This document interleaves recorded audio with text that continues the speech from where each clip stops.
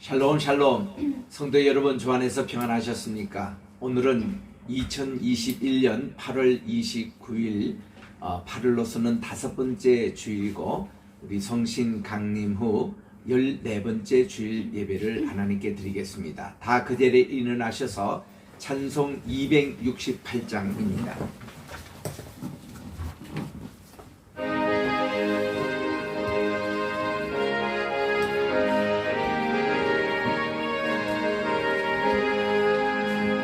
죄에서 자유를 얻게 함은 보혈의 능력, 주의 보혈, 수리범을 이기는 승리되니 참 놀라운 능력이로다.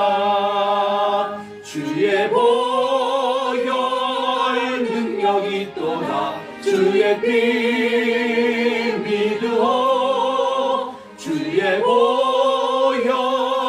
그 어린 양의 매우 귀중한 피로다. 육체의 정욕을 이기리는 보혈의 능력, 주의 보혈, 정결한 마음을 걷게 하니 참 놀라운 능력이로다. 주의 보혈 능력이 또다. 주의 피 믿으오. 주의 보혈 그 어린 양의 매우 귀중한 피로다. 눈보다 더 이게 맑히는 것 보혈의 능력, 주의 보혈 부정한 모든 것 맑히시니 참 놀라운 능력이로다. 주의 보혈 능력이 또다. 주의 피 믿으오. 주의 보혈 그 어린 양의 매우 귀중한 피로다. 구주의 복음을 전할 제목 보혈의 능력, 주의 보혈 날마다 나에게 찬송 주니 참 놀라운 능력이로다. 주의 보혈 능력이 또다. 주의 피 믿으오. 주의 보혈 그 어린 양의 매우 귀중한 피로다. 아멘. 기도하겠습니다. 내가 말한 양심은 너의 것이 아니요 남의 것이니 어찌하여 내 자유가 남의 양심으로 말미암아 판단을 받으리요. 내가 만일 감사함으로 참여하면 어찌하여 내가 감사한 것에 대해서 비방을 받으리요. 그런즉 너희는 먹든지 마시든지 무엇을 하든지 다 하나님의 영광을 위하여 하라. 아멘. 만복의 근원이 되시며 만왕의 왕이 되시고 만주의 주가 되시는 존귀하신 하나님 아버지, 오늘도 이 거룩한 시간에 정한 시간 정한 장소에 나와 주님 앞에 예배드리오니 이 예배를 받아주시고 성부 성자 성신 삼위일신 하나님께서 이 자리에 강림해 주셔서 저희들의 예배를 받아주시고 한없는 은혜와 평강과 위로를 허락해 주시옵기만을 예수님의 이름으로 기원드리옵나이다. 아멘. 우리 주보에 있는 공동 참회 기도를 한 목소리로 주님께 드리겠습니다. 시작. 사랑과 은혜가 충만하신 하나님, 지난 8월 한 달을 지켜주심을 감사드립니다. 탈레반에 재점령당한 아프가니스탄과 내란 중인 미얀마와 지진의 피해에서 복구 중인 하이티의 평화와 회복의 질서를 주옵소서. 코로나19 팬데믹으로 고생하는 의료계 환자들에게 자비를 주옵소서. 지난 한 주간의 지연 죄들을 회개합니다.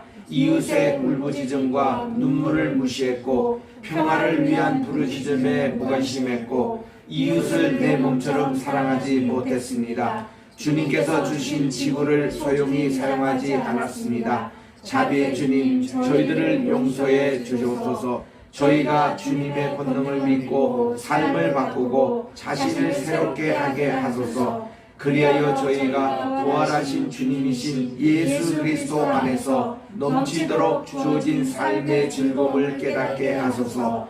이 거룩한 시간에 말씀으로 은혜 받고 예수님의 보혈로 죄사함 받고 성신 충만하게 하여 새롭게 시험받는 새 사람 되게 하옵소서.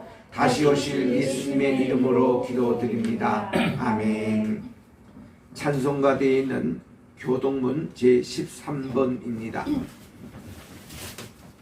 13번은 시편 23편에 있는 말씀입니다.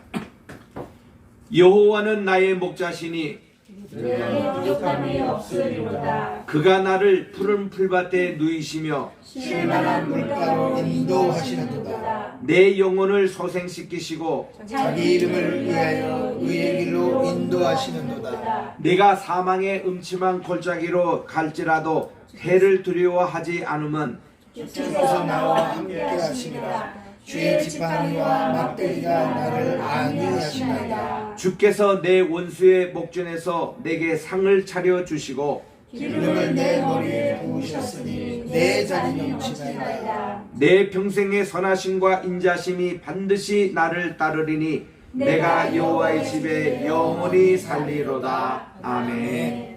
4장 찬송으로 하나님께 성령 드립니다.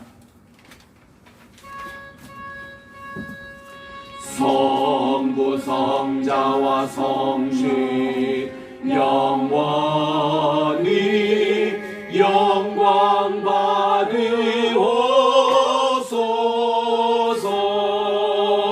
태초로 지금까지 또 길이 영원 무궁 영광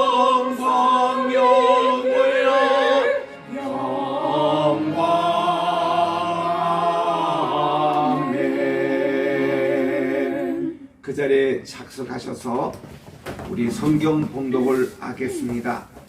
고린도 전서 제6장 12절부터 20절까지인데 제가 18절까지 봉독하고 마지막 2절 19절 20절은 합독하도록 하겠습니다. 고린도 전서 6장 12절. 모든 것이 내게 가하나 다 유익한 것이 아니요 모든 것이 내게 가하나 내가 무엇이든지 얽매이지 아니하리라. 음식은 배를 위하여 있고 배는 음식을 위하여 있으나 하나님은 이것저것을 다 패하시리라. 몸은 음란을 위하여 있지 않고 오직 주를 위하여 있으며 주는 몸을 위하여 계시느니라. 하나님이 주를 다시 살리셨고 또한 그의 권능으로 우리를 다시 살리신지라. 너희 몸이 그리스도의 지체인 줄 알고 알지 못하느냐? 내가 그리스도의 지체를 가지고 창녀의 지체를 만들겠느냐? 결코 그럴 수 없느니라. 창녀와 합하는 자는 그와 한 몸인 줄 알지 못하느냐? 일러서되 둘이 한 육체가 된다 하셨나니 주와 합하는 자는 한 영이니라. 음행을 피하라. 사람이 범하는 죄마다 몸 밖에 있거니와 음행하는 자는 자기 몸에 죄를 범하느니라. 너희의 몸은 하나님께로부터 받은 바 너희 가운데 계신 성령의 전인 줄 알지 못하느냐? 너희는 너희의 자신의 것이 아니라 값으로 산 것이 되었으니 그런즉 너희의 몸으로 하나님께 영광을 돌리라. 아멘. 특송 읽겠습니다.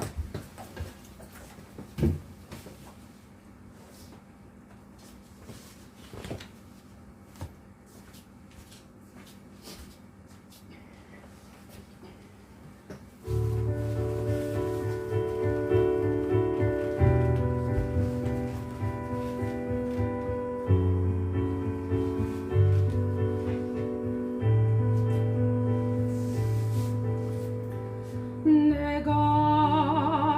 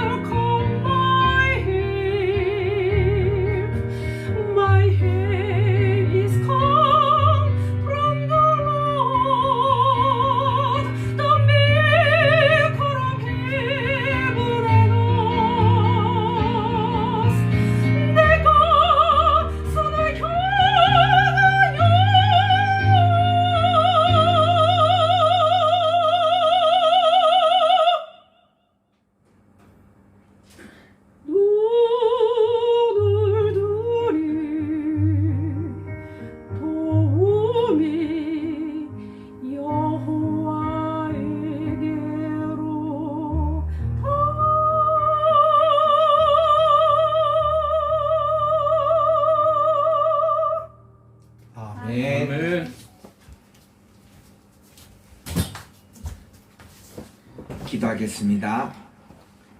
나의 입술의 모든 말과 내 마음의 묵상이 주께 연락되기를 원하네.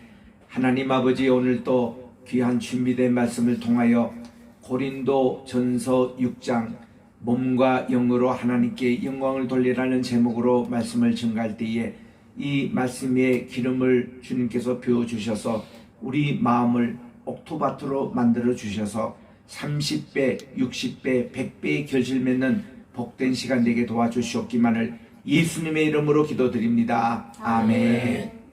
할렐루야. 그래서 이게 8월 마지막 주를 맞이합니다. 오늘 우리 8월 29일 무슨 날인지 아시죠? 1910년 8월 29일을 우리 대한민국 역사에서는 국치의 날이라고 합니다. 한일 합방이 맺어졌던 날입니다. 이완용 대신을 비롯해서 고종 황제 시절 때에 몇몇 대신들이 우리나라의 국방과 외교권을 일본에게 넘겼습니다. 그래서 이 한일 합방 강점기가 시작됐던 날이었습니다. 많은 국민들이 자살하면서까지 나라의 독립을 외쳤고 또 이 날을 우리가 영원히 잊지 못하는 날로 지금도 우리가 기억하고 있습니다. 여러분 잘 아신 대로 일제강점기가 사실 우리나라 전체를 바친 거 아닙니다. 이 날로 대한제국이 망했다라고 이렇게 선언하지는 못하는 날입니다. 왜냐하면 나라 전체를 바친 적은 없습니다. 일본이 우리나라의 국방하고 외교권만 가져간 거예요. 그랬던 첫 약속을 어기고 일본이 야금야금 우리나라의 모든 것을 전부 다 가져가서 1930년대는 아예 대놓고 그냥 내선일치라 그래서 일본과 조선이 하나다 창시 개명을 요구하고 그래서 이런 우리나라의 참 국치 수치의 날을 우리는 절대로 잊어서는 안 됩니다. Never again. 다시는 이런 날이 있어서는 안 되겠다. 이것이 참 우리의 관점이고 그래서 일본의 그런 그 속임수죠. 그렇게 해서 우리나라 대한제국이 없어졌냐 하면은 없어진 게 아니에요. 아직까지 있지 않습니까? 그래서 우리나라는 해방되고 나서 또 대한민국이 건국이 되고 그렇게 역사는 흘러갔습니다만은 대한제국이 깃발을 내는 적은 지금도 없거든요. 그래서 서울역 앞에 있는 언덕에 가보면 남대문교회 바로 그 뒤에 거기 보면 대한제국이라고 간판이 써 있는 국물이 있습니다. 저도 한 2번 초청을 받고 갔는데 고종 황제의 따님이 살고 계셔서 저도 2번 알련이나 했고 우리나라 대한제국의 정통성을 있는 곳이라 그렇게 해서 참 제가 직접 가봤습니다. 그래서 이 문제도 우리 한국 현대 역사에서 정리를 빨리 해야 되겠다라는 생각이 드는데 이런 것을 가장 민감하게 다룬 분이 이승만 대통령이 이 대한제국이 다시 환원되는 것을 반대를 했죠. 그래서 이제 대한민국이 이제 세워진 거고 그리고는 그 후에 우리나라 대통령들이 계속 이것을 현재 무시하고 있는 겁니다.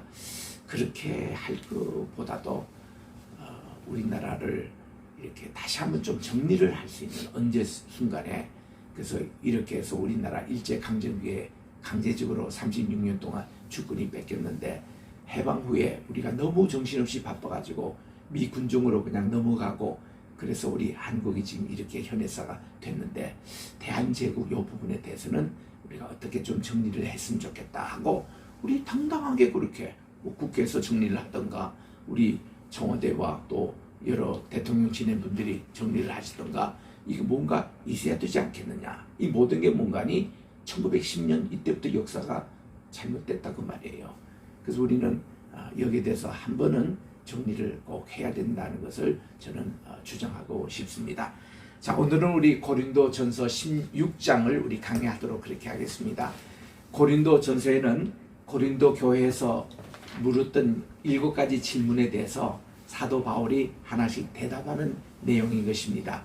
우리 1장에서 3장에서는 고린도 교회 네 분의 문제에 대해서 질문을 했습니다. 그래서 그리스도의 한 몸이 된 것 같이 너희도 하나가 되라, 이 권면의 말씀을 주셨죠.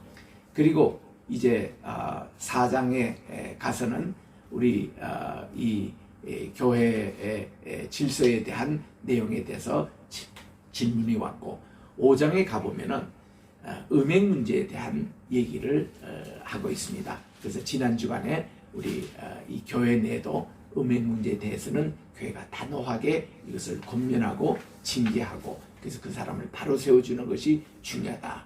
그래서 이 고린도 교회는 음행 문제가 참 많았던 것 같아요. 그래서 5장에도 다루죠.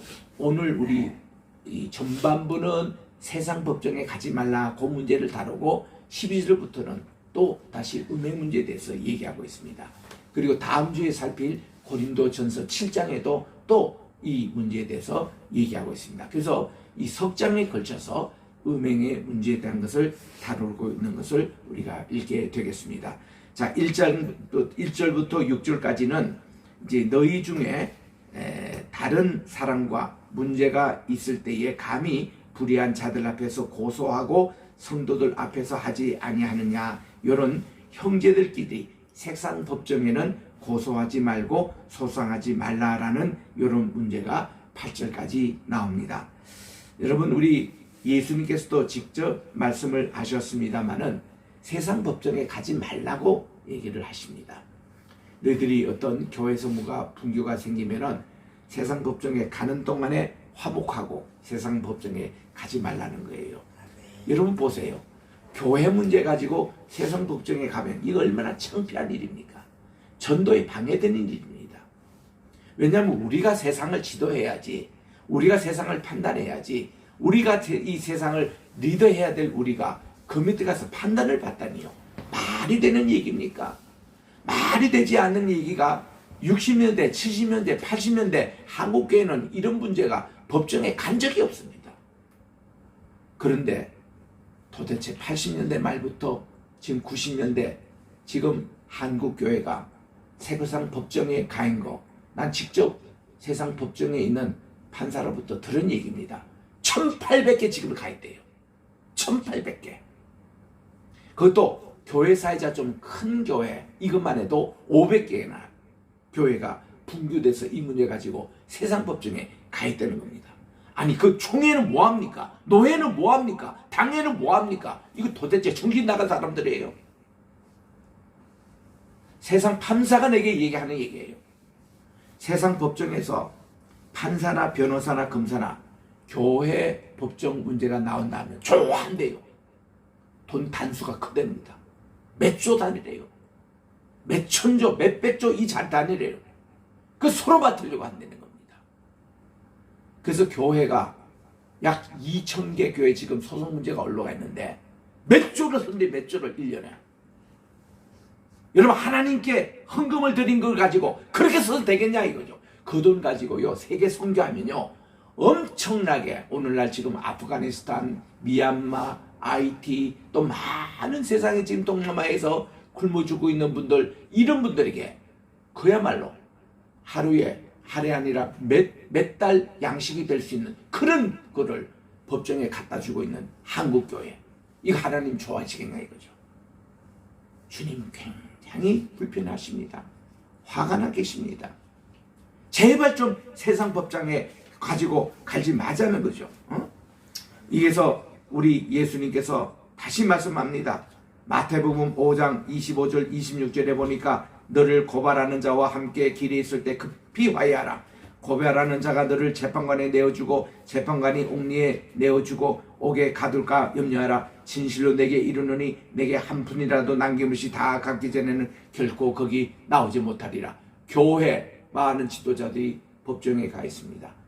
감옥살이 하고 있습니다. 많은 가정으로 음행 문제로 감옥에 있는 목회자도 많이 있습니다. 이게 도대체 될 말입니까? 우리가 죽고 나서는 천국 아니면 지옥 갑니다. 지옥이 분명히 있습니다. 아멘. 영적으로 지옥에 방문한 분들 얘기 다 들어보십시오. 음행하는 문제, 그런 분들이 상당히 있다는 거예요. 평생 목회하면 뭡니까? 평생 교회 생활하면 뭡니까? 음행 문제로 지옥 가버리면 뭐하냐 이거죠. 아니, 세상에 있는 많은 분들에게 지금도 근면하고 있습니다. 여러분들 지금 어디로 가고 계시냐고, 천국에 가고 계시냐고, 지옥에 가고 계시냐고. 그렇게 많은 공부하셨고 총장하면 뭐하고 평생 교수하면 뭐하고 음행 문제로 지옥에 가버리면 뭐하냐고. 서울대가 안 나와도 하버드대가 안 나와도 예수 잘 믿고 우리는 천국대학 가면 그만큼 더 좋은 게 어디 있습니까? 아멘. 여러분, 우리 자녀들 마찬가지 아닙니까? 자녀들 실컷 키워서 여러분들이 천국 보내는 게 그게 제일 목표로 삼으셔야 됩니다. 그걸로 모든 게 헌신하시고 희생하시고 기도하시고, 이게 우리 부모들의 책임 있듯이 모든 목회자들 마찬가지입니다. 목회자부터 천국 가시고 모든 우리 중직자들 천국 다 보내시고 우리 온 성도들 한 사람이라도 더 천국에 보내는 게 우리의 목적이 아니겠습니까? 오늘 이 주시는 권면의 말씀 우리가 깊이 새기셔야 합니다. 2절 3절에 보니까 성도는 장차 세상 사람들을 판단할 것입니다. 사실 모든 판단권은 하나님께 있다는 것이 이게 성경의 원리입니다. 고린도전서 4장 3절에서 5절에 봤잖아요. 사도 바울 자신도 나는 남에게 판단을 받으려고 하지 않는다는 겁니다. 자기도 남을 판단하지 않는 겁니다. 우리의 궁극적인 판단자는 하나님이시라는 거, ultimate judge, 우리의 궁극적인 판단자는 하나님이라는 이 신앙생활이 성경에서 가르치고 또 가르치고 있는 겁니다. 내가 판단자가 됐다라는 것이 뭔가 하니 내가 선과 악을 따먹었다는 겁니다. 선과 악을 따먹어서 이게 선이다 이게 악이다 하는 것이 하나님에게만 주체가 있어야 되는데, 에덴 동산 첫 번 범죄 첫 번 죄악이 바로 그 심판권을 내가 가지고 왔다는 것이 이게 선과 악을 따먹는 나의 모습이라는 것입니다. 그러니까 하나님이 더 이상 내 재판관이 아니에요. 인간이 자기가 판단해 가지고 아담과 하와가 하나님 이거 따먹어도 돼요 안 따먹어도 돼요 이제는 다 물어서 했거든요. 따먹고 나서도 하나님 저 잘못했어요, 하나님 제가 어겼습니다, 죄송합니다, 이렇게 회개 기도만 하면 됐었습니다. 근데 끝까지 회개 안 해요. 자기가 판단자가 돼버리니까. 그리고는 자기 의지대로 움직입니다. 보세요.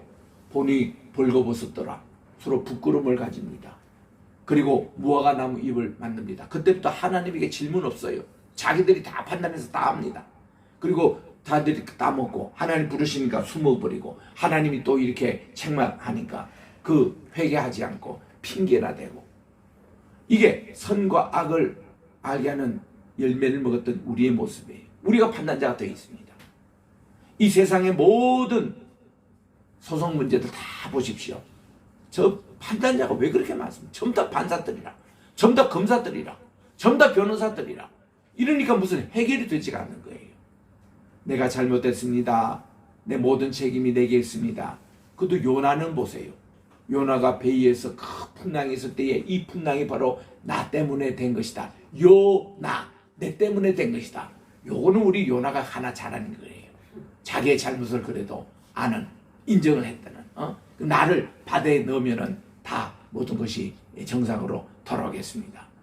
오늘날 코로나에서 요나 해야 될 사람들 주체가 우리 온 교회를 얘기합니다. 하나님이 오늘 또 온 교회가 자기를 반성하고 자기가 회개하고 하나님께 돌아오기를 지금도 기다리는데 아직도 요나 운동이 아직 없는 거예요. 그러니 코로나 자꾸 창궐합니다. 이거를 방지시키는 것도 하나님신 줄 믿으시기 바랍니다. 10가지 재앙 하나님의 말씀 한마디로 끝나는 겁니다. 이거를 왜 아직도 왜 그러느냐? 우리 교회가 다시 정신 차리고 회개하고 주님께 들어가서 하나님 이 모든 코로나가 요나 내 때문에 그렇습니다. 하나님 회개합니다. 주님께 돌아오겠습니다. 예배를 잘 드리겠습니다. 하나님 주님 우리 신앙의 본질로 다시 돌아가겠습니다. 이 기도를 지금 해드릴 때라 이 말이에요. 그래서 다니엘이라는 이름이 참 그래 좋은 거예요. 다니엘이라는 뜻이, 다니엘이라는 게 나의 재판장은 엘 하나님이시다. 이게 다니엘의 신앙 고백입니다. 그래서 이 세상에 보면요, 성경에 보면은 큰 그야말로 흠도 없고 터도 없고 의인의 삶으로 고스란히 살아가신 분 한 사람을 고르라면 저는 다니엘을 고릅니다. 다니엘은 도대체 흠이 없었어요. 어릴 때부터 90대 노인까지 그 80년 동안 하나님의 쓰임을 받았던 다니엘은 그야말로 의인이었습니다. 욥도 좀 흠이 있었잖아요.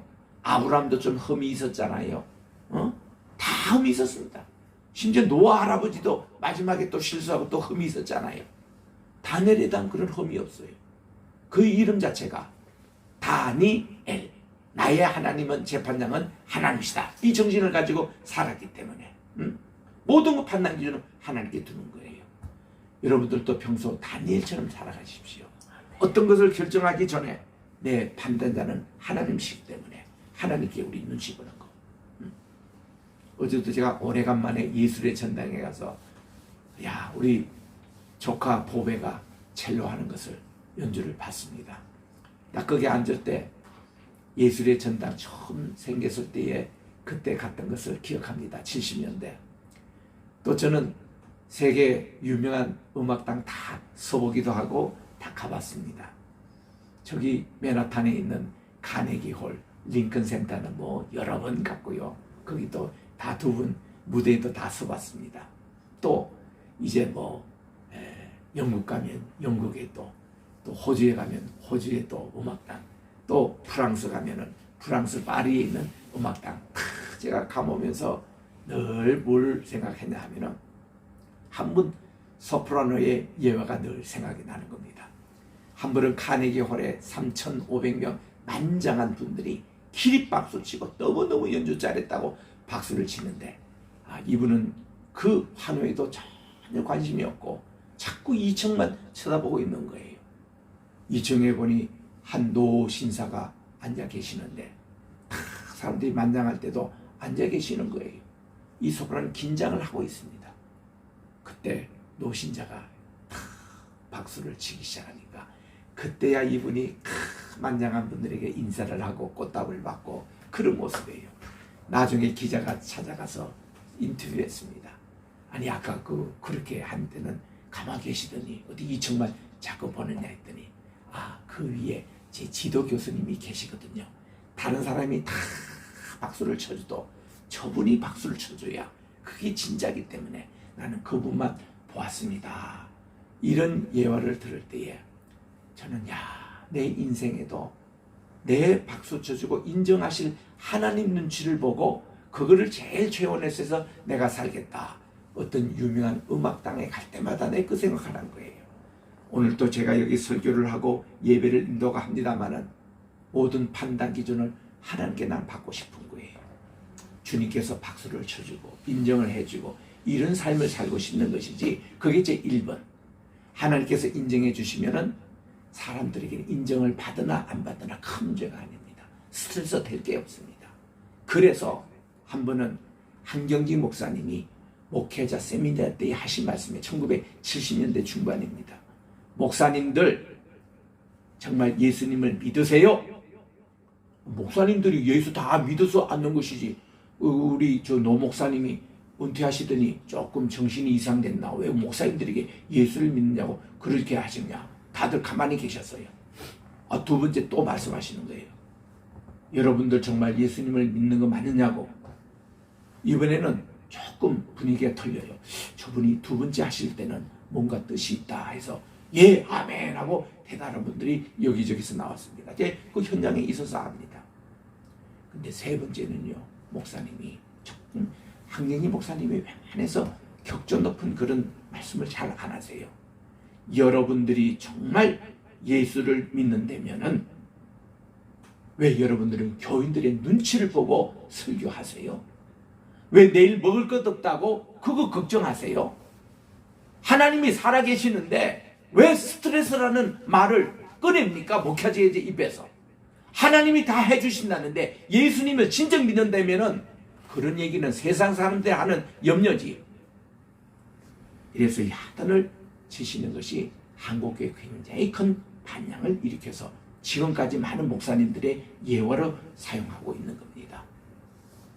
한경기 목사님 추양 이제 우리 가을이 시작되잖아요. 가을의 햇살입니다. 이 가을의 햇살로 이 벼들이 무르익잖아요. 어제도 이렇게 벼 있는 근처에 지나가니 아직도 푸르르요. 저게 언제 누렇게 변하지? 한 달 있으면 변할 겁니다. 추양 받았기 때문에. 가을의 햇살. 그래서 한경진 목사님의 호가 추양이시고 예수님을 닮아가는 삶. 이게 그분의 좌우명이시더라고요. 예수님을 닮아가는 삶. 예수님께 인정받고 싶어하는 삶. 우리들도요. 오늘 또 나를 판단하신 분은 하나님이시라는 것을 꼭 기억하시고 여러 성도님들 하나님 눈치로 꼭 사시기 바랍니다. 하나님의 판단이 우선 판단이에요. 내 기도라는 것은 항상 하나님 이거 주십시오. 이거 있습니다. 이거 있습니다. 이게 기도의 본질이 아니에요. 기도의 본질은 예수님께서 겟세마네 동산에서 하신 대로 내 원대로 마옵시고 아버지의 원대로 행하여 주시옵소서. 제 원은 십자가 치지 않는 겁니다.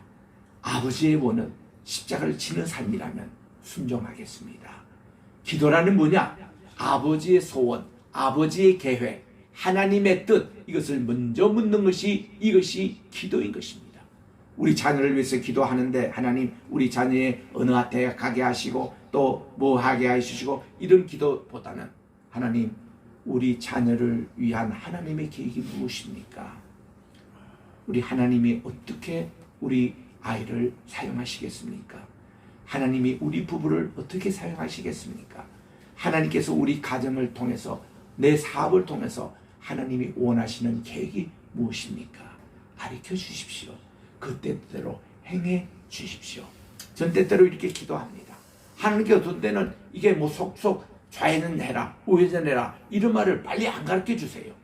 그러면 내가 어떻게 기도하냐면은 하나님 제가 지금 여기서 좌회전 해야 되냐 우회전 했냐 이럴 때에 내가 좌회전을 하겠사오니 요거 아니면 우리 주님께서 요것을 막아주시고 요것을 우회전으로 돌릴 수 있도록 주님께서 방향을 그렇게 틀어주십시오 하고 일단 그렇게 해봅니다.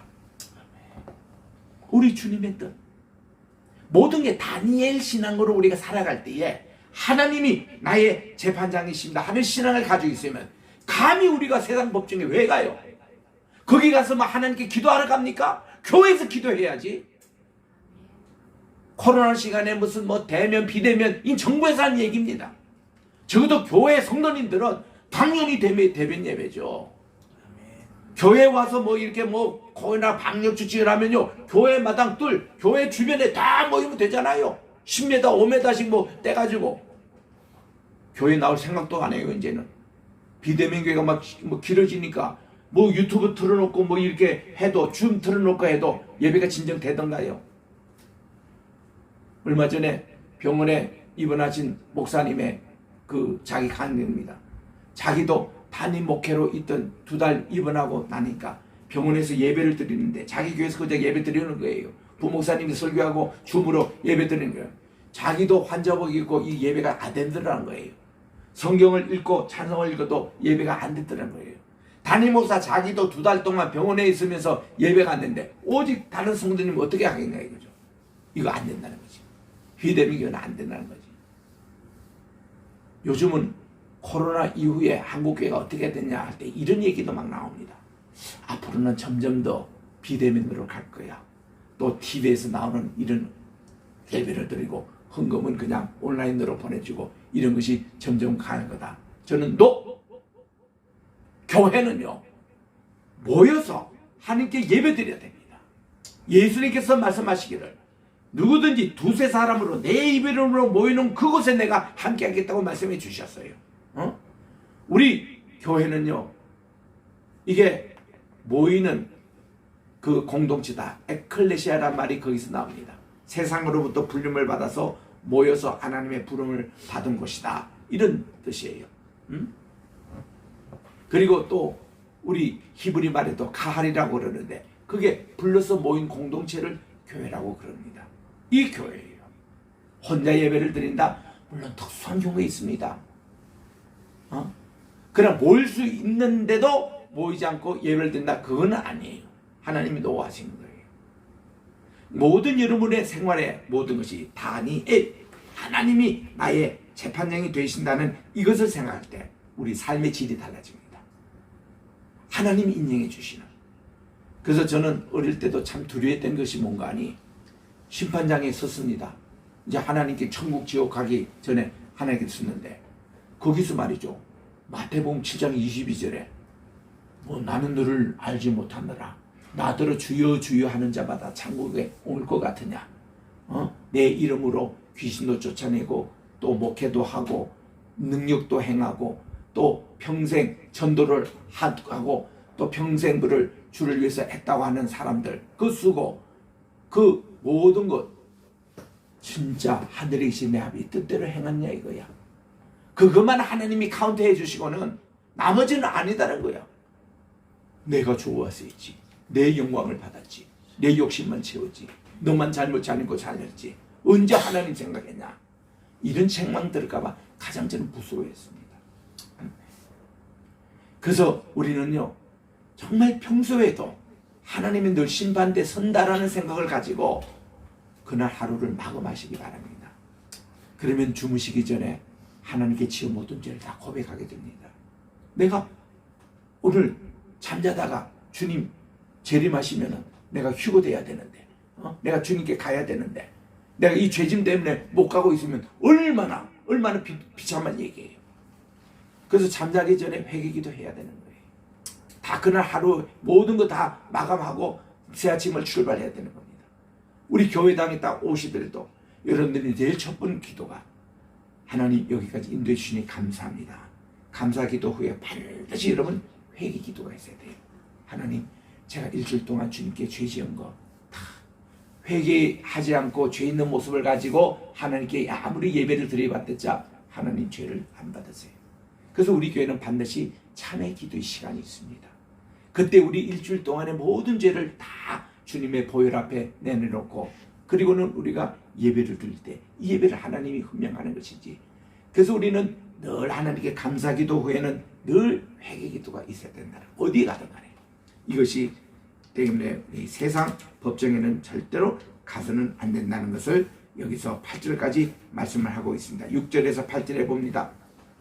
형제간에 송사하고 더욱이 세상 법정에 고소하고 불신자 앞에서 재판을 받는 것은 불행한 일이요 부끄러운 일이라는 것입니다. 어둠에서 빛으로 구원받은 자들이 어둠의 아들들에게 판단을 받고 죄 씻음 받은 자들이 죄인에게 판단을 받는 것 이것만큼 모순되는 일이 어디 있습니까? 저는 대구 경북고등학교 출신입니다. 제 동창들 가운데서 판사가 되신 분, 지금도 변호사 되는 분 많지만 엄청 있습니다. 한때는 대법관 2명 판사가 제 동기였습니다. 또 중수부 판사, 부장 판사들이 여러 명 제 친구들이 있었습니다. 이 친구들과 가끔씩 만나서 얘기를 합니다. 자기는 집사예요. 나보고 그래요. 참 윤 목사님 목회자 잘 되셨다고. 그때는 경북고등학교에 들어온 학생 가운데서 신학교 가겠다고 손든 사람 나 하나밖에 없었어요. 예비고사에 또 떨어진 사람들, 또 학교에서 저 꼴찌한 사람들, 이화여대에서 앙케이트를 조사를 했는데 32명 직업을 가진 사람 가운데 결혼하겠다고 순번을 매깁니다. 제일 인기 없는 32등이 이발사였어요. 그 당시에. 그리고 31등이 목회자였습니다. 그럴 때에 내가 신학교 가겠다고 하니까 사람들이, 친구들이, 우리 선생님이 다 내보고 너 공부도 잘하고 얼굴도 괜찮은 친구가 왜 목회자, 왜 신학교 간다고 이런 얘기를 한다고. 나 당당히 했어요. 아니 신학교는 공부를 잘해야 가는 게 아닙니까? 하버드, 예일, 프린스턴, 옥스퍼드, 캠브리지 전부 다 신학교에서 이게 대학이 시작이 됐는데 거기 보면은 항상 넘버원 공부 제일 잘하는 애들이 신학을 하는 거예요. 그리고 법학, 의학 이런 순으로 합니다. 어느 나라는 다 마찬가지예요. 우리나라도 우리 아버님이 늘 그렇게 저를 가르쳐 주셨어요. 공부를 잘하기 때문에 신학을 해서 이 모든 우리 국민들을 지도를 해야 된다. 늘 그것 때문에 난 당당히 그렇게 얘기를 했습니다. 그랬던 친구들이 지금은 나보고 다 부러워해요. 자기가 대법원 판사인데 판단할 때만큼 괴로울 일이 없다는 거예요. 도저히 답이 안 난다는 겁니다. 법치라는 거 판단이 있는데 판단하면 자기 혼자 하면 되는데요. 외압이 들어옵니다. 선배의 또 외압이 들어옵니다. 너 이거 잘해. 이거 하지 않으면 우리 다 목 잘라가. 너 이거 들어 지금 수십 명이 밥줄 꺼내지는 거 알지? 이런 얘기합니다. 양심을 속여서 해야 돼요. 해놓고는 자기 너무 괴로워서 술을 먹습니다. 심지어 마약에 손대는 생교도 있대요. 또 여자 만나서 밤새도록 그냥 지낸답니다. 그래도 깨운치 않다는 거예요. 이런 괴로운 사람이 판사라는 거예요. 그 하다가 힘들어가지고 변호사 해도 마찬가지니 법을 다루는 사람은 힘들다는 겁니다. 그런데 이 다니엘 신앙, 하나님이 우리의 판단다는 것, 하나님만이 우리의 궁극의 판단자, 이 말씀에는 자기들도 아멘이라는 거예요. 제발 교회 문제 우리 판단 좀 가져오지 말라는 겁니다. 우리가 교회 가서 기도받고 우리가 정말 이 상처당한 것 좀 치유받고 그러고 싶은데 교회 문제로 가져오면 우리가 어느 편에서 있었다는 거예요. 또 하는 거 보면 도저히 이거는 돈관계, 이권관계, 이거는 전부 다 자기가 서로 총회장 하겠다는 거, 자기가 감독 회장 하겠다는 다 그런 문제로 가오기 때문에 자기도 집사지만 목사님들 하는 일에 우습다는 거예요. 나 직접 내가 들은 얘기예요. 대법원 판사하는 친구가. 오늘날 대한민국 교회 좀 부끄러워하시기 아시기 바랍니다. 이렇게 지금 세상에 조롱거리가 되고 있어요. 절대로 세상 법정 가지 마세요. 총회에서 하면 되지 않습니까? 노예에서 하지 않습니다. 주님께서 화해하는데 주님에게 가면 되잖아요. 그래서 지금 파전에 이런 말씀을 하는 거예요. 어둠의 사람들이 가서 무슨 해답을 찾겠냐 이거죠. 죄인에게 가서 무슨 판단을 받겠다는 겁니까? 차라리 불의를 당한 것이 낫고 속는 것이 낫다는 겁니다. 한 교인이 다른 교인에게 당한 억울한 일을 세상 법정에 호소하기보다는 차라리 불의를 당하고 하나님께 맡기는 것이 성도다운 태도라는 것을 말씀하고 있는 겁니다. 6절에서 9절 석절에는요, 불의한 자는 하나님 나라를 상속하지 못한다는 겁니다. 9절에 봅니다. 불의한 자가 하나님의 나라를 상속받지 못하는 줄을 너희가 알지 못하느냐? 속지 말라. 음행하는 자나 우상 숭배하는 자나 간음하는 자나 여성화된 남자나 남자와 더불어 자신을 욕되게 하는 남자나, 여러분 성경에도요 여성화된 남자 성 이거 바꾸는 거 있잖아요. 이것도 아니에요. 그리고 남자와 더불어 자신을 욕되게 하는 자, 이거 남성에 하는 동성애 하는 사람들입니다. 또 도둑질 하는 거나 탐욕 부조나 이거 10가지, 이 사람들은 하나님 나라를 절대로 상속받지 못한다고 말씀해 주셨습니다. 중요하기 때문에 하나씩 살펴봅니다. 첫째로, 음란한 사람은 결혼 관계 이외의 모든 성행위를 하는 것입니다. 오늘날 컴퓨터나 인터넷, 잡지로 인해서 심히 가정한 음란의 풍조가 온 세계를 뒤덮고 있습니다. 성도는 이 시대적인 풍조를 극히 경계해야 합니다. 음란에 대한 최선의 대비책은 이 시험되는 환경을 피하는 일입니다. 음란으로 인도하는 모든 요인을 다 제거해야 하는 것입니다. 우리 속에 누룩이 있으면 온 누룩을 제거해야 합니다. 그 누룩이 금방 퍼집니다. 우리는요, 아예 그래서 음란에 관한, 음행에 관한 것을 쳐다보지도 말고 관심도 갖지도 말고 아예 그렇게 하십시오. 제가 미국에 처음 가니까 맨하탄 42가에 그 당시는요, 성에 관한 그런 것이 토백되어 있는 곳이었습니다. 그 후에 뉴욕 시장이 그걸 다 정리하고 없애서 지금은 33가에 조금 남겨두었습니다만, 그거 볼 때마다 우리는 눈을 싹 가리고 그렇게 합니다. 92년도 템플턴 수상을 하고 왔던 한경리 목사님이 오셨어요. 42가를 지나게 됐습니다. 운전하고 계시던 박아무개 목사님이, 목사님 저거 보시면 목사님은 관심이 없으시죠? 그렇게 5분 동안 대답을 안 하시더라는 겁니다.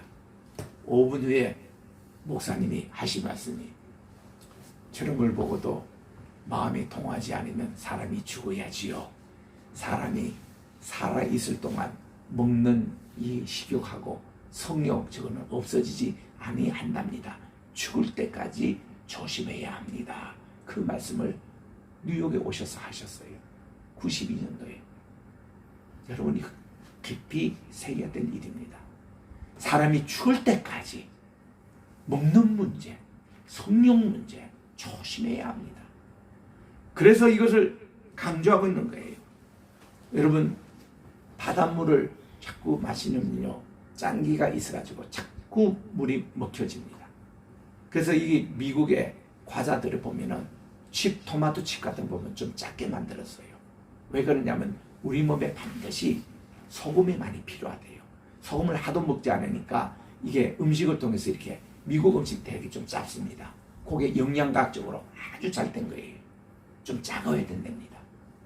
지금도 이 코로나에 가장 우리가 한 것은 소금을 많이 먹으라는 거예요. 소금을 많이 먹으면 웬만한 백신보다 훨씬 낫대요. 그래서 이 짠기가 있으면 저항력이 생겨가지고 우리 피도 건강한 피로 변하고 웬만한 뭐가 들어와도 이게 방지한다는 거예요.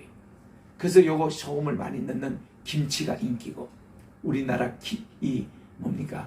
고추장이 인기고, 된장이 인기고, 이거 우리가 하는 얘기 아니잖아요. 유럽 학자들 얘기입니다. 미국에 있는 의사들의 얘기입니다.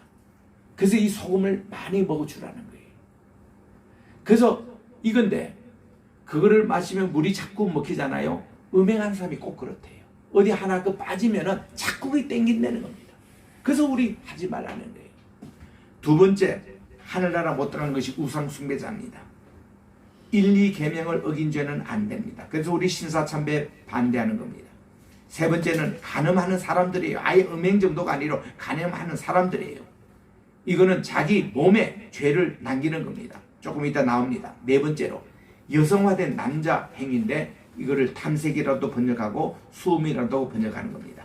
욕망의 노예가 돼서 자기 스스로 성의 노예가 되는 겁니다. 다섯 번째로, 남자와 더불어 자신을 욕되게 하는, 오늘 말하면 게이입니다. 남색입니다. 동성연애자 안 됩니다. 오늘날 차별금지법에 들어있는 독소 조항을 조심해야 합니다. 여섯 번째로, 도둑질하는 자들입니다. 제8계명을 번한 자로 속여서 취한 재물은 사람에게 결코 이롭지 못합니다. 잠언 13장 11절에 보니까 속여서 얻은 재물은 줄어가고 손으로 모은 것은 늘어간다고 했습니다. 또 잠언 20장 17절에 속이고 취한 식물은 맛이 좋은 듯하나 후에는 그 입에 모래가 가득하다고 했습니다. 성도들은 돈 관계를 명확하게 해야 합니다. 성도들 가운데는 돈 관계를 되도록 안 하는 게 좋습니다.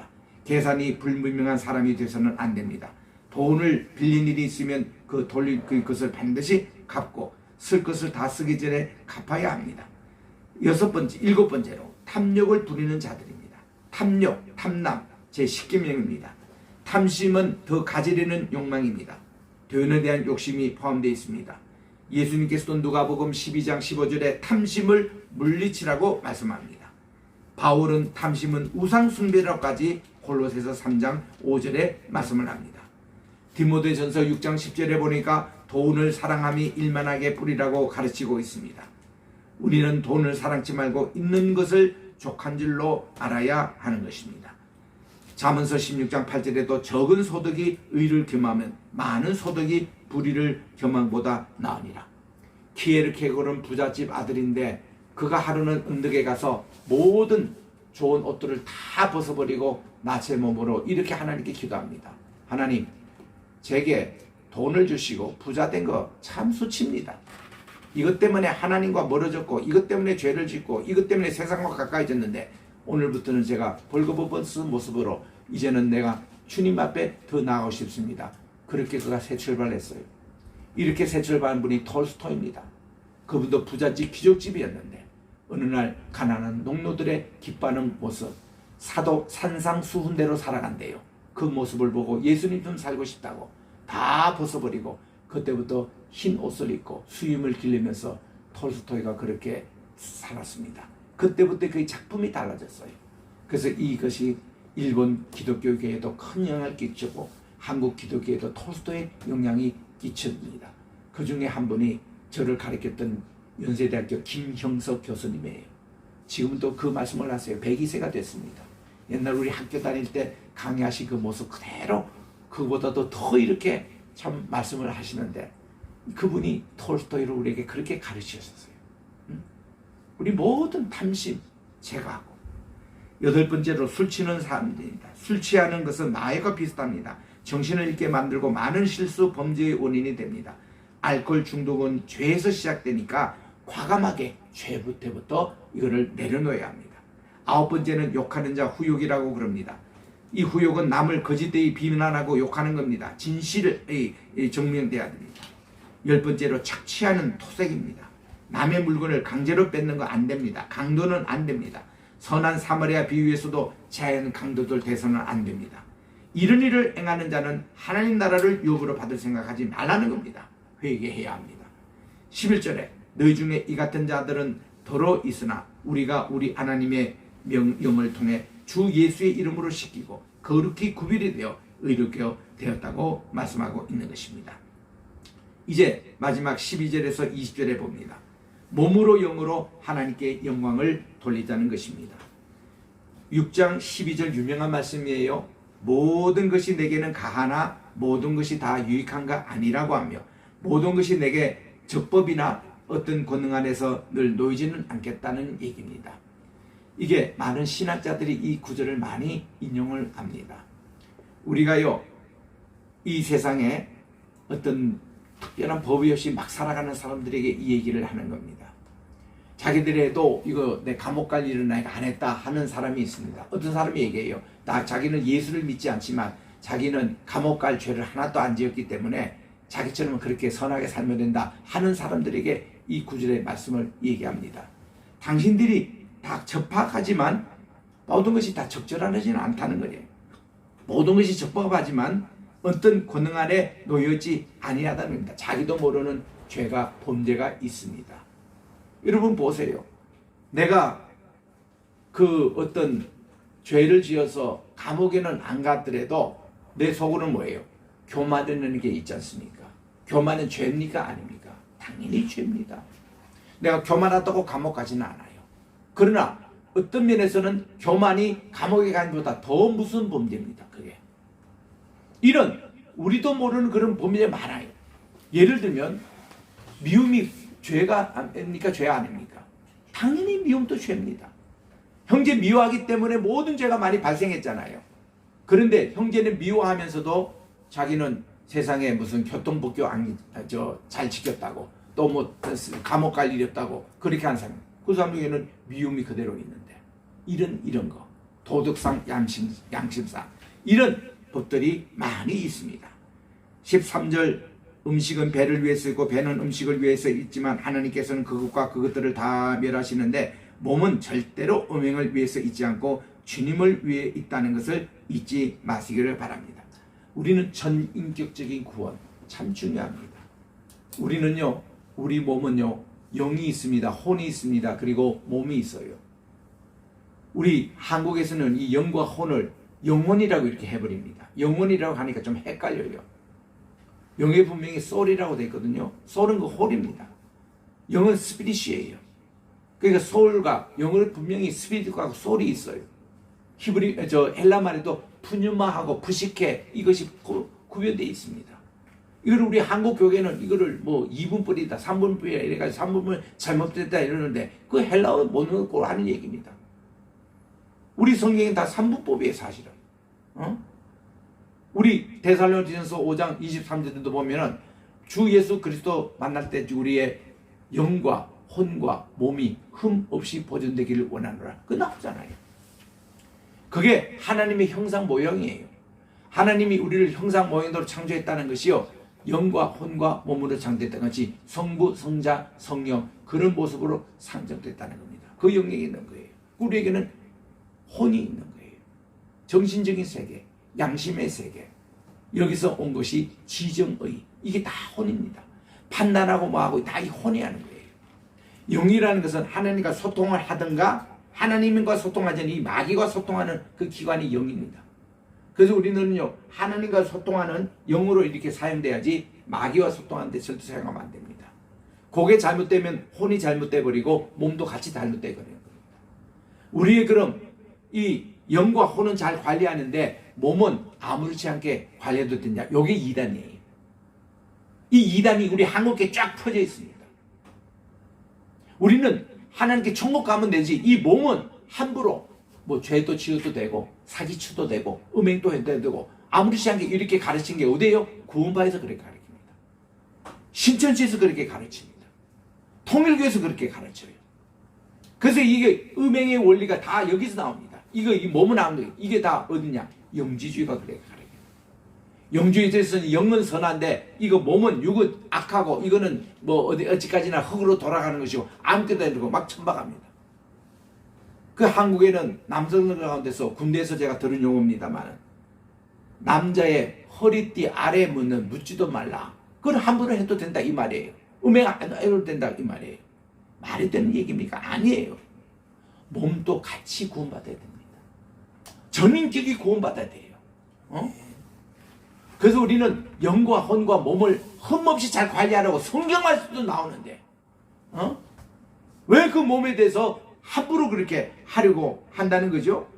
여기서 하도 이러기 때문에 이 말씀 속에서 17절 18절에 음행을 피하라. 사람이 행하는 모든 죄는 몸 밖에 있지만 음행하는 자는 자기 몸에 죄를 짓는다. 그리고 19절에 도대체 무슨 말이냐? 너희 몸이 하나님께 받은 것이 아니냐? 너희 안에 계신 성신님의 집인 줄을 너희가 알지 못하느냐? 하도 바울도 이 고린도 교인들이 그렇게 생각하니까 이 말씀한 거예요. 여러분 몸도 성령님께서 거하시는 성신님께서 거하신 집이다 이거예요. 성신님께서 계신 집에 여기에 뭐 나쁜 거 집어넣고 여기에 뭐 자꾸 중독되는 거 집어넣고 이러면 그거 되겠냐 이거예요. 그래서 암도 생기고 병들이 다 생기는 거 아니에요. 우리는 여기가 성령의 집이라면 뭐 해야 돼요? 찬양을 드려야 됩니다. 말씀을 묵상해야 합니다. 기도로 채워야 됩니다.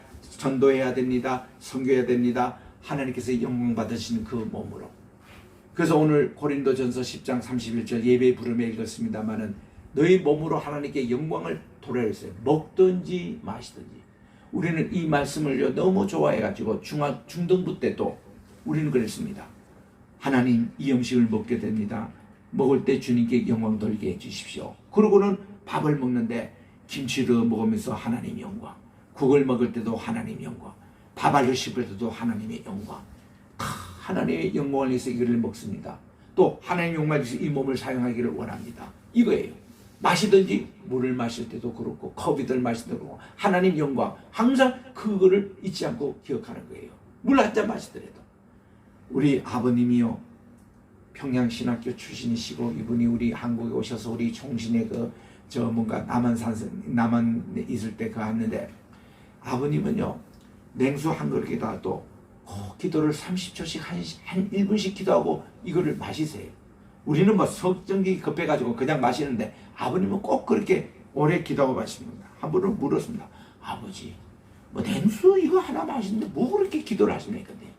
얘야 너는 사선을 안 넘어봐서 그 얘기하지. 나는 대동아 전쟁 2차 대전 말기 때 조선 의용고로 끌려가지고 중국을 다 돌면서 출거분했어. 매일매일 죽은 그 앞에서 하나님께 기도한 거예요. 오늘 또 소나기처럼 내려오는 총탄을 하나님 이거를 피해야 달라고 기도를 하는데 살아있는 게 이 기적이야. 그래서 이 물 한 잔 마실 수 있는 것도 그때 기억하면 그냥 마셔서는 안 되지. 정말 하나님의 은혜에 감사하고 오늘도 내 생명이 붙어있음을 감사하고 이런 삶의 모습을 아버님께서 보여주신 거예요. 이런 거 합니까? 우리 몸으로 하나님께 영광을 돌리자. 그래서 우리 과식해서도 안 됩니다. 너무 몸을 혹사하는 무슨 이 적절할 그런 이제 이 음식을 피하고 금식하는 건 좋은데 너무 지나치게 금식하고 이것도 좋지 않아요. 하나님께는요 우리 몸을 더 잘 관리하라고 했습니다. 잘 청소해 주세요. 이 몸을 잘 목욕해 주세요. 여기 깨끗한 옷을 입으세요. 이 몸을 혹사하지 마세요. 절절하게 운동도 해주고 정말 이 몸을 우리들이 잘 관리해야 합니다. 뭐 위해서? 하나님의 영광을 위하여. 이 내 몸이 내 몸뚱이가 아니구나. 하나님의 것이구나. 하나님의 영광을 위해서. 그래서 여기는 깨끗한 것, 건강에 좋은 것, 성령님이 조절이니까 성신님이 좋아하시는 걸로 자꾸 넣어주시는 기도하고 찬양하고 말씀대로 살고 순종하고 이런 그래서 20절에 보니까 주님께서 값을 치르고 너희를 사셨으니 우리의 몸도 주님이 피를 흘리셔서 사신 거예요. 얼마나 귀한 겁니까? 그런즉 하나님의 것이니 너희의 몸과 영으로 하나님께 영광을 돌리라. 이 말씀대로 실천하는 우리 모두가 되시기를 주의 이름으로 축원하겠습니다. 기도하겠습니다. 하나님 아버지 감사합니다. 오늘은 우리 대한민국이 1910년 나라의 외교와 국방권을 일본에 뺏긴, 일본은 그걸로 끝나지 않고 우리의 내치권까지 뺏고 우리의 모든 것까지 뺏고 광산 채굴권과 철도 부순까지 다 뺏어갔습니다. 강도질 된 겁니다. 그런 당한 상태에서 우리가 해방을 맞이했는데 이 문제를 지금도 해결하지 않고 대한민국의 역사는 흐르고 있습니다. 하나님, 우리나라 정말 지켜주셔서 다시는 이런 주권이 뺏기는 일이 없도록 도와주시고, 또 우리 이 나라 이 때를 향하여 정말 대한민국을 위해서 더욱더 기도하며 한반도가 복음으로 통일되는 데 기도할 수 있는 날이 되게 도와주시옵소서. 오늘도 우리 고린도전서 6장을 통해서 지난주에 이어 계속 우리 몸으로 영으로 하나님께 영광을 돌리라 말씀하면서 세상 법정 가지 말고 하나님이 항상 나의 재판장이 되신다는 다니엘 신앙을 늘 회복하게 도와주시고, 우리 이 육과 영과 몸이 하나님께 영광을 돌릴 수 있는 생각만 늘 하게 도와주셔서 어떤 일을 하기 전에 이 내 몸뚱아리 자신도 하나님이 피로 값주고 사신 귀한 것인데 잘 관리해서 흠없이 티 없이 정말 예수님의 재림 때까지 관리하게 해달라고 기도하면서 오늘부터 더욱더 우리 몸을 혹사시키지 않고 또 여기에 나쁜 것 생각하지 않도록 도와주시고, 정말 하나님께서 기뻐하시는 그 일로 사용하게 도와주시옵기만을 예수님의 이름으로 기도드립니다. 아멘. 이제는 우리 주 예수 그리스도의 은혜와 하나님 아버지의 무궁하신 사랑하심과 보혜사 성령님의 감화감동 교통 충만하신 역사가 오늘도 말씀을 듣고 이 말씀대로 실천하기를 원하는 모든 주의 사랑하는 백성들 머리 위에 이제로부터 영원토록 함께 계시기를 간절히 축원하옵나이다. 아멘.